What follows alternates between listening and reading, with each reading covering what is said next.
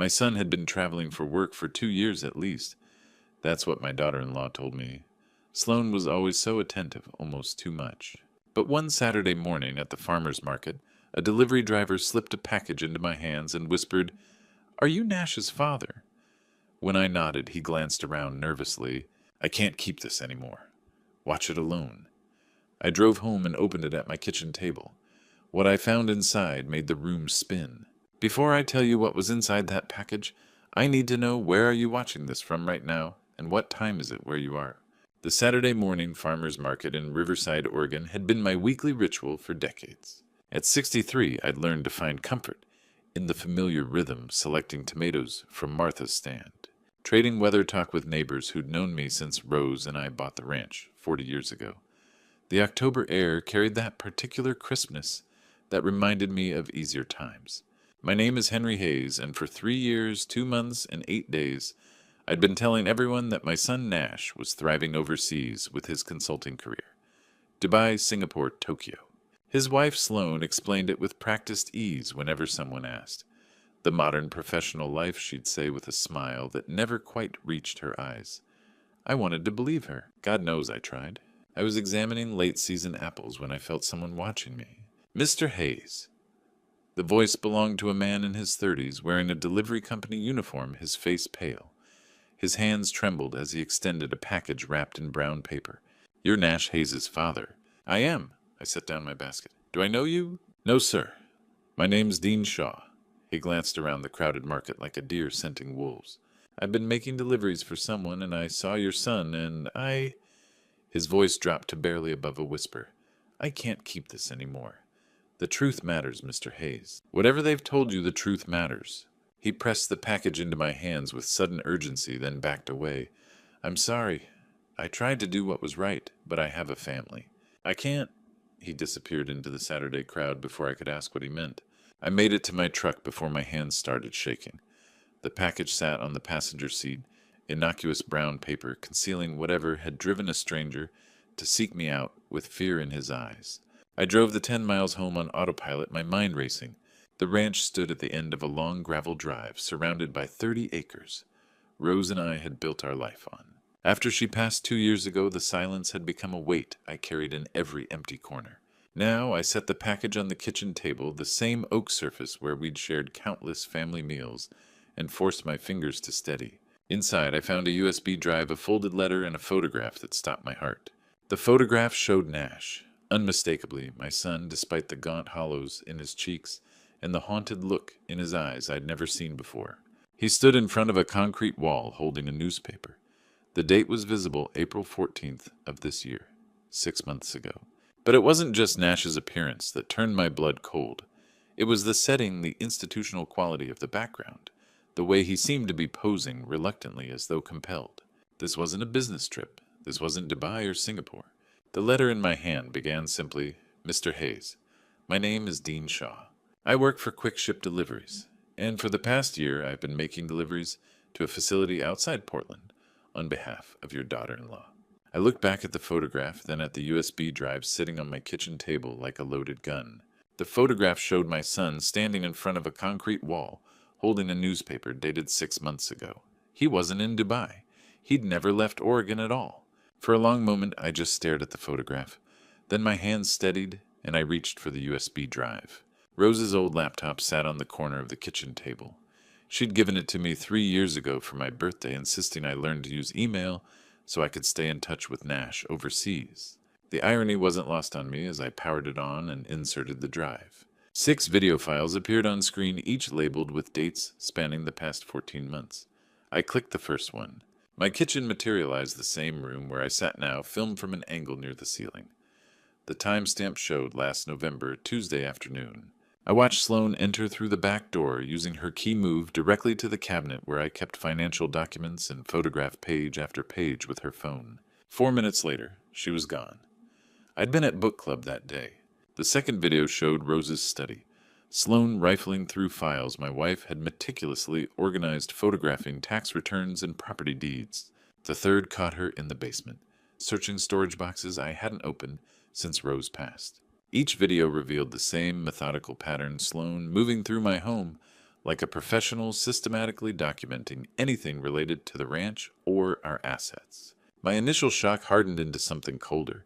I set the videos aside and unfolded Dean Shaw's letter fully. His handwriting was cramped urgent. Mr. Hayes, I work for Quick Ship Deliveries. For the past year, I've been making deliveries to a facility outside Portland for your daughter-in-law.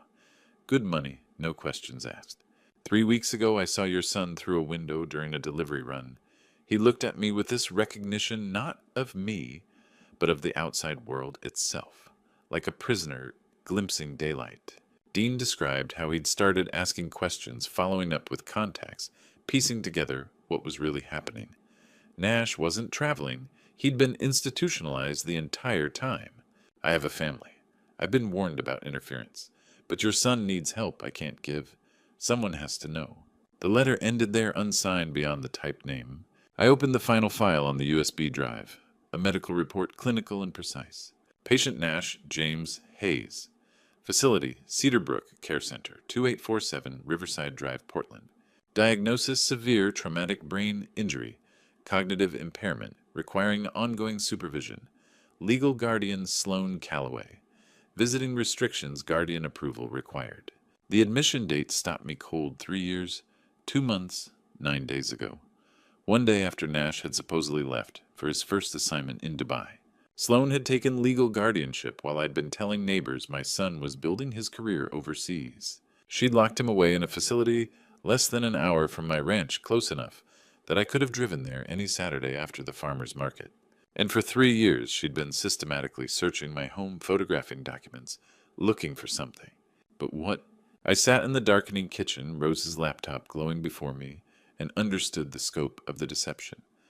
My son wasn't abroad. He'd been imprisoned, his life stolen, while his wife maintained the perfect lie and hunted through my house for whatever would complete her plan. Tomorrow I'd see Sloane when she dropped off the kids. Tomorrow I'd have to look her in the eye and pretend I knew nothing.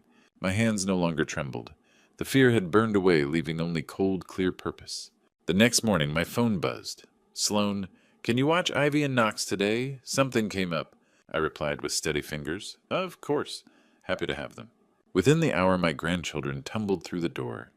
Knox, 6 years old, launched himself at my legs, clutching the old toy truck that had once been Nash's. Ivy hung back 8, and already too perceptive, studying my face with dark eyes she'd inherited from her father. Who wants to make cookies? I led them into the kitchen where Rose had taught Nash to bake. We mixed flour and sugar. Knox chattered nonstop, but Ivy remained quiet, measuring ingredients with careful precision. Grandpa, her voice was barely above a whisper. When is Daddy coming home? The wooden spoon stilled in my hand. I thought of the photograph, Nash's gaunt face, those haunted eyes. 3 years stolen while I'd believed Sloane's lies. Your daddy loves you very much, sweetheart. No matter where he is, that never changes. Mommy says he's too busy to call. Knox's enthusiasm dimmed. Did Daddy forget us? I knelt down, pulling them both close. Never. Your father would never forget you. I promise. Ivy's eyes searched mine. You promise? I promise I'll find out what's happening with your daddy. After lunch, they played in the yard while I watched from the porch. Knox ran through the tall grass with his truck. Ivy sat under Rose's apple tree, drawing in her notebook. When she showed me later, it was our family stick figures holding hands. But the one labeled Daddy stood apart, separated by a dark line across the page. Sloane arrived at 6 perfectly composed in designer jeans and cashmere. Thank you so much, Henry. I don't know what I'd do without you. Anytime, they're good kids. She lingered at the door, and I recognized the shift, the subtle preparation for what she'd really come to say. By the way, I've been helping Nash sort out some investment questions remotely. I thought Rose might have kept copies of certain financial documents, old property records, maybe trust papers. You and Rose were always so organized. There it was. The real reason she'd needed me to watch the kids. I kept my face neutral. I'm not sure what I have. I can look if you'd like. Relief flickered across her face. That would be wonderful. No rush. Maybe I could come by next week and we could go through things together. Sure thing. After she left with the kids, I stood alone in my kitchen, understanding, crystallizing. Sloane had searched my home for 3 years, photographed every document she could find, but still hadn't located what she needed. Now she was asking directly, and I'd just agreed to help her find it. But there was one place she didn't know about. One place I'd nearly forgotten myself. Rose had always been meticulous about important papers. After she passed, I'd found a small key in her desk drawer with a tag, reading Riverside Community Bank Box 247. At the time, I'd set it aside too grief-stricken to deal with paperwork. Tomorrow I'd go to that bank and see what my wife had hidden away, what she'd kept secret, even from me. Whatever Sloane was searching for, Rose had made sure it stayed out of her reach. Monday morning arrived too fast. I stood before Riverside Community Bank at 9 sharp, clutching the small key I'd found in Rose's desk drawer. A key I'd forgotten about until Sloane's questions reminded me it existed. The young clerk smiled pleasantly as I approached. "Good morning, Mr. Hayes. How can I help you?" "I need to access my late wife's safety deposit box." I slid the key across the counter along with my identification. She checked her computer, nodded, and led me through the heavy vault door into a private viewing room. The metal box slid out smoothly, heavier than I'd expected. She left me alone with whatever Rose had hidden away. Inside, I found a legal document labeled Hayes Family Trust, Confidential, a sealed envelope marked, "For Henry. If you're reading this, I'm gone," and copies of property deeds and financial records. My hands trembled as I opened the envelope first. Rose's familiar handwriting filled the pages dated 6 months before she passed. "My dearest Henry, if you're reading this, I'm gone, and I pray you never needed to find it. But I've learned to trust my instincts, and my instincts about Sloane have troubled me for years. I've noticed things small at first, lies about where she's been, money that doesn't match her salary, the way she watches Nash when she thinks no one is looking, not with love, but with calculation. I've created this trust without telling anyone except Chase Holt. It protects Nash and the children. If anything happens to Nash, if Sloane tries to control his assets or ours, this document prevents it. The ranch, the land, everything stays in trust for Nash, and the kids managed by you. She gets nothing. Fight for our son Henry. Don't trust obvious answers. You're stronger than you know. All my love, Rose." I sat in that small bank room, Rose's letter in my hands, and felt something break open inside my chest. My wife had known. Somehow she'd sensed the danger before any of us, and she'd tried to protect us from beyond the grave. 20 minutes later, I burst into Chase Holt's office downtown. The old lawyer looked up from his desk, concern etching his features when he saw my face. "Henry, what's wrong?" I laid out everything. The package from Dean Shaw, the videos, the medical report Nash imprisoned, at Cedarbrook Sloane's guardianship, her systematic search of my home. Chase listened without interrupting, his expression darkening with each revelation. "Rose came to me 3 years ago," he said, finally pulling a file from his cabinet. "Right after her diagnosis. She was worried about something, but wouldn't say exactly what. This trust is ironclad, Henry. It supersedes everything. Sloane has no access to your assets or Nash's inheritance." "Can she contest it?" "She can try. But Rose was of sound mind when she created it, and the medical records from that period prove it." He paused, choosing his words carefully. "However, if what you're telling me is true, if Sloane obtained guardianship through fraud, she's committed multiple felonies. We need evidence stronger than videos and suspicion. We need proof from inside that facility." He opened his desk drawer and pulled out a business card. "Ford Steele, former FBI. If anyone can get the proof we need, it's him." I took the card, studying the simple text. "I'll call him."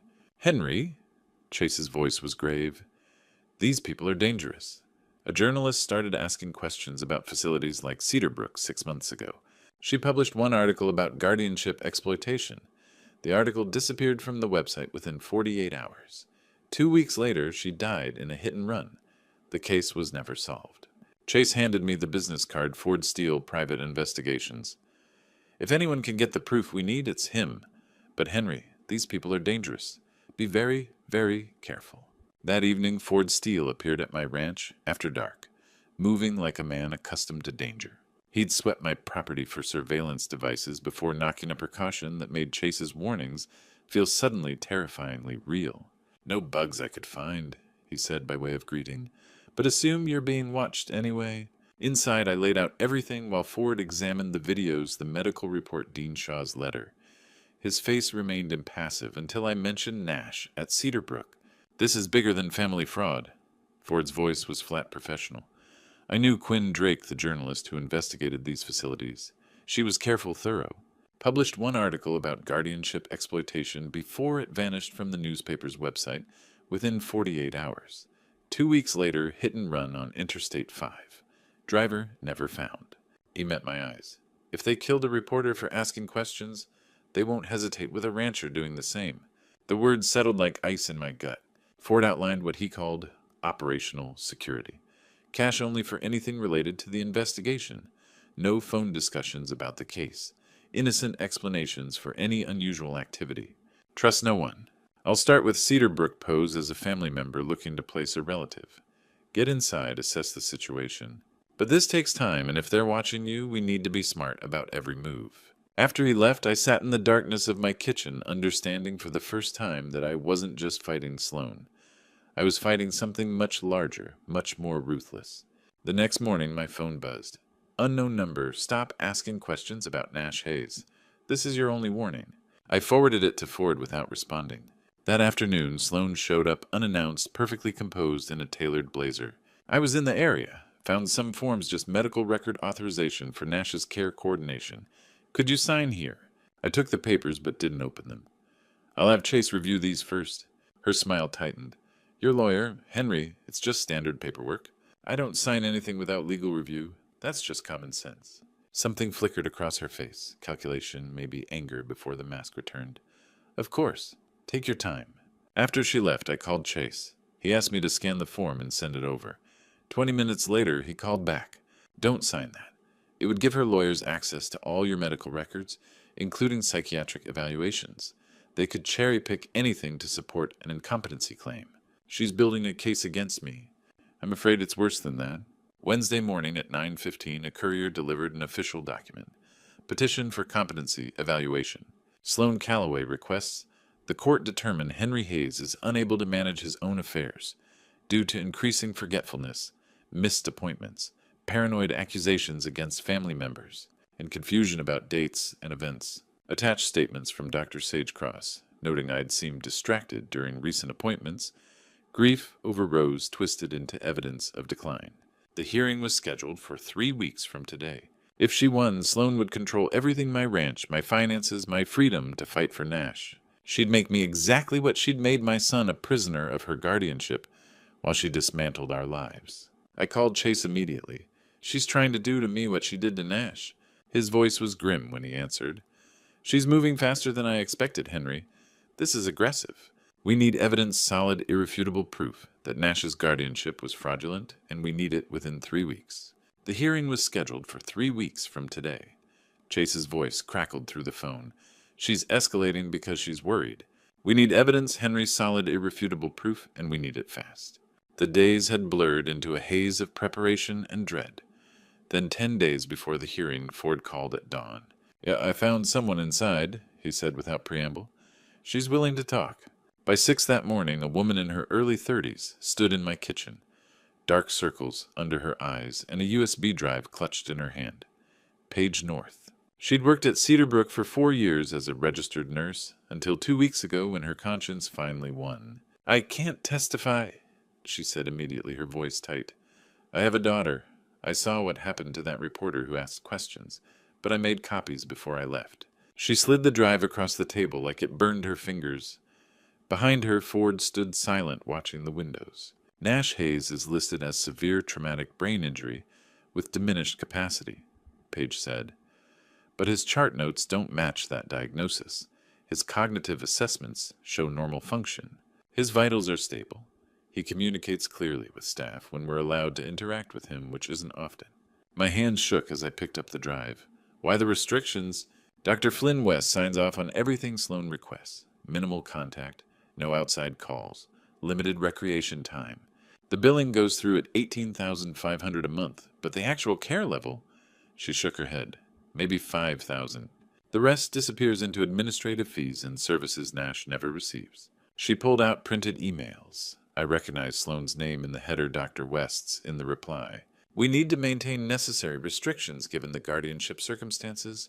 Family contact remains inadvisable at this time. There are dozens of cases like Nash at Cedarbrook, Page said quietly. People who could go home. People whose families don't even know they're there. It's a system, Mr. Hayes, and your son got caught in it. Ford walked her out.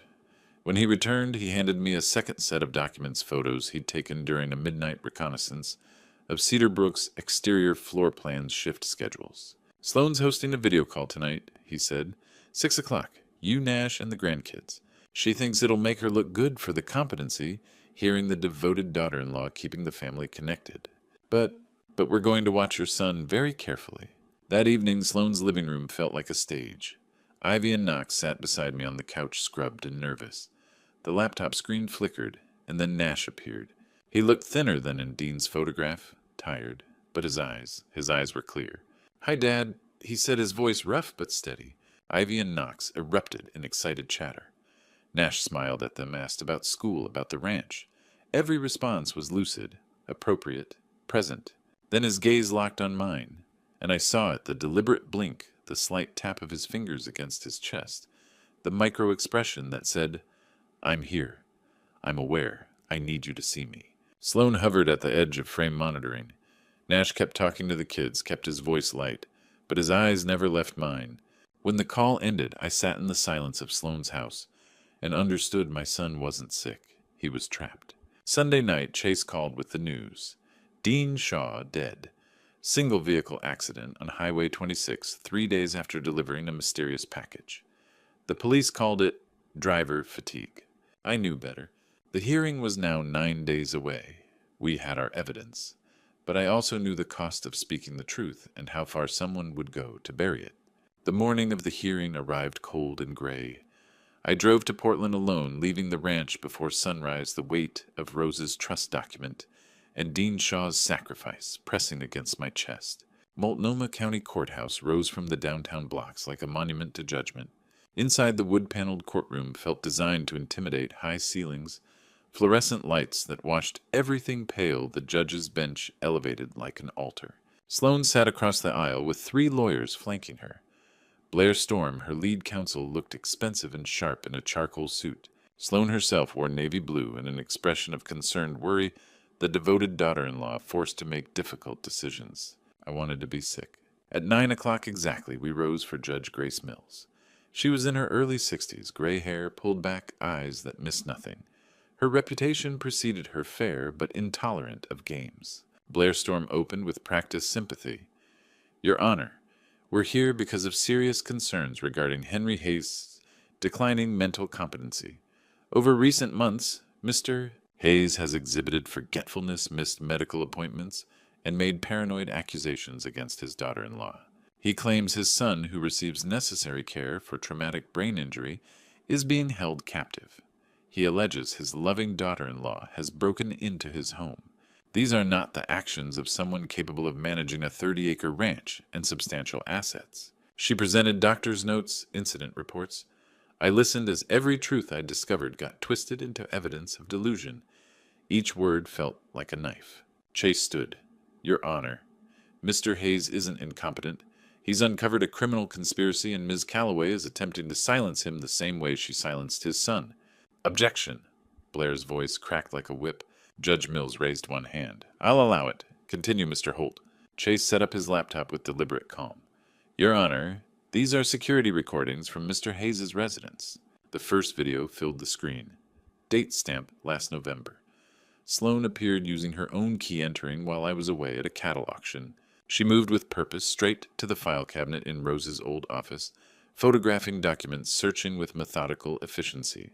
The courtroom stirred. A second video. Different date, same pattern. A third, fourth, 6 videos, total spanning 14 months.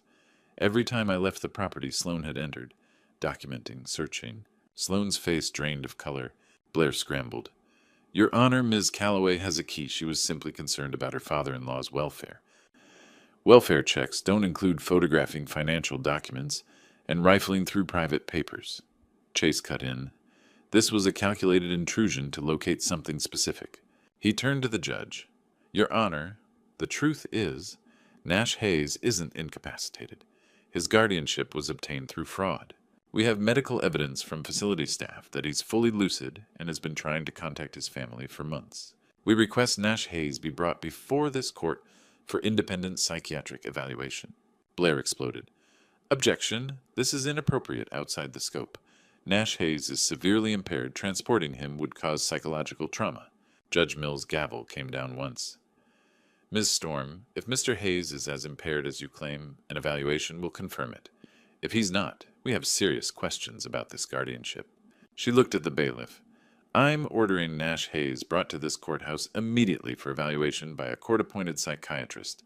We'll reconvene at 2 p.m. The gavel struck steel against wood.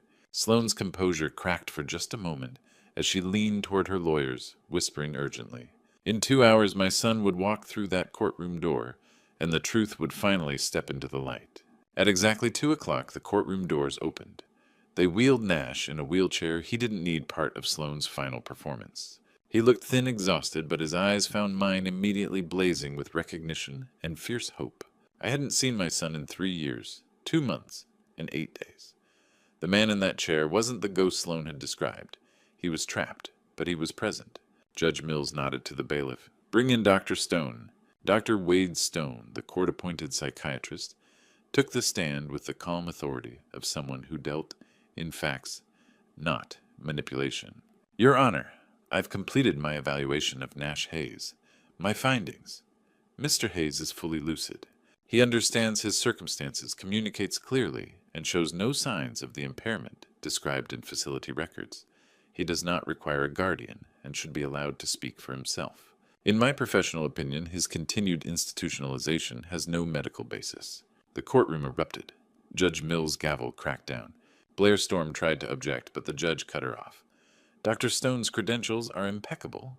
Mr. Hayes, do you understand why you're here? Nash's voice came rough from disuse, but clear. Yes, Your Honor. I understand my wife petitioned for guardianship, claiming I was incompetent.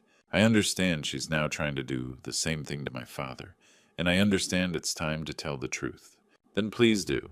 Nash took a breath. I watched him gather strength from some reserve I didn't know he still had. 3 years ago, my wife and I argued about money.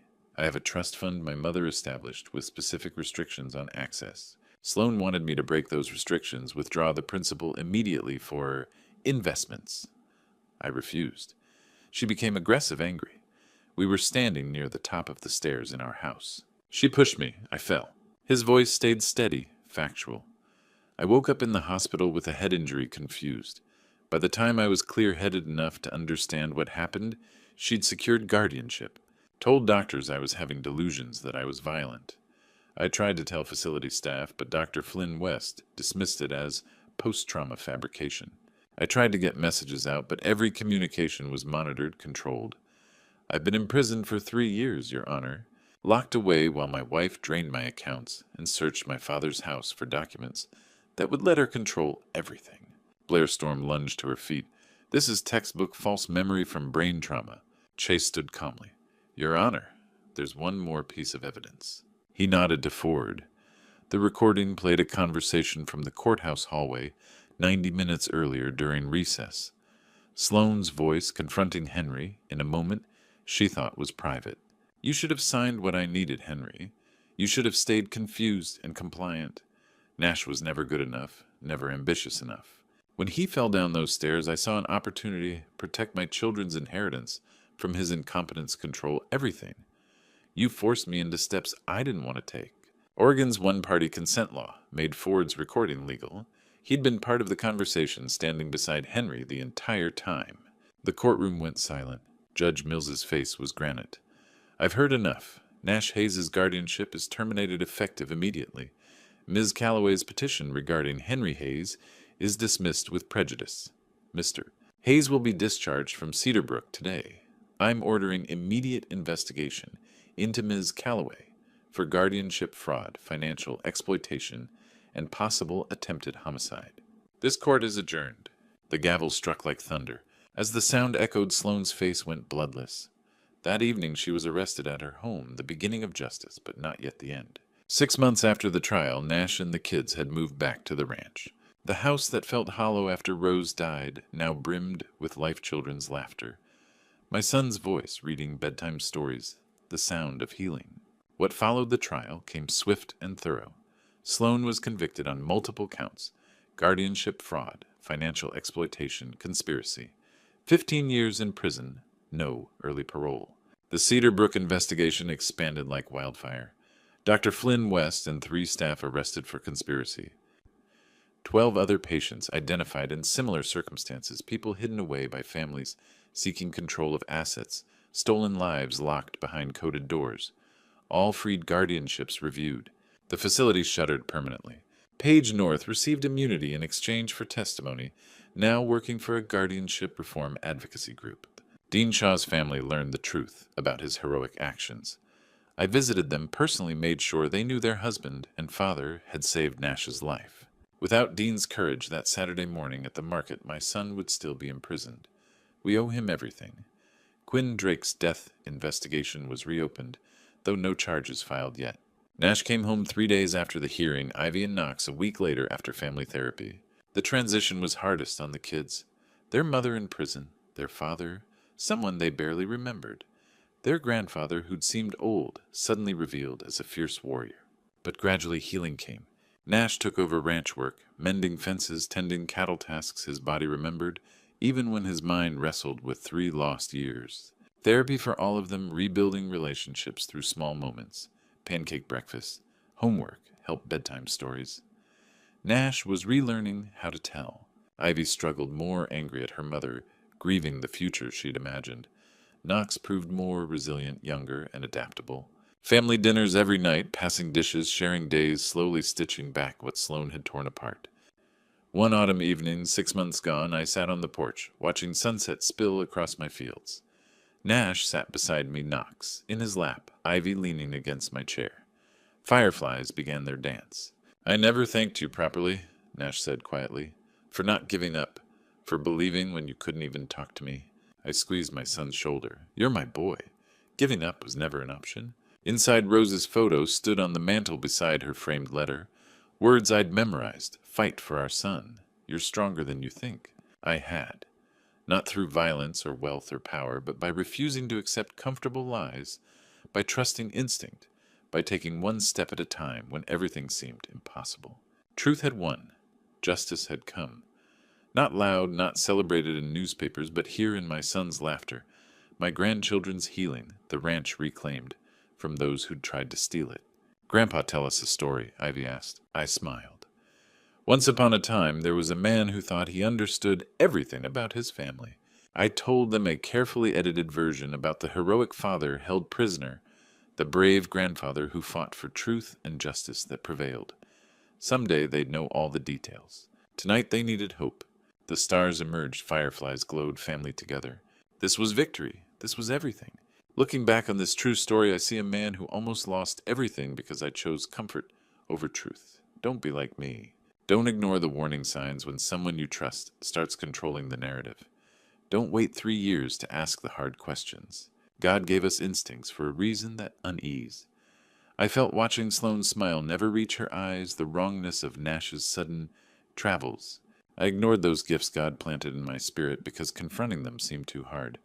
That nearly cost me my son. Here's what these grandpa stories have taught me.